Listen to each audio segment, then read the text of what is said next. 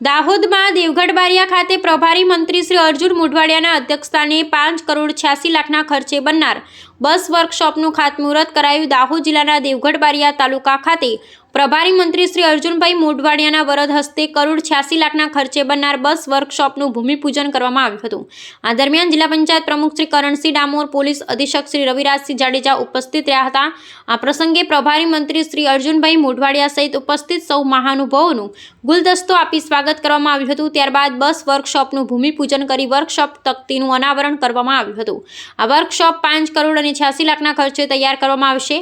Workshop માટેની જમીનનો અંદાજિત વિસ્તાર 18,176 ચોરસ કિલોમીટર છે। રાજ્ય સરકાર તરફથી નિગમને નવીન વર્કશોપ માટે ગોધરા એસટી વિભાગના બારિયા મુકામે આરસીસી ફ્રેમ સ્ટ્રક્ચરવાળું તેમજ ઉત્તમ સુવિધાયુક્ત વર્કશોપ બનાવવામાં આવશે।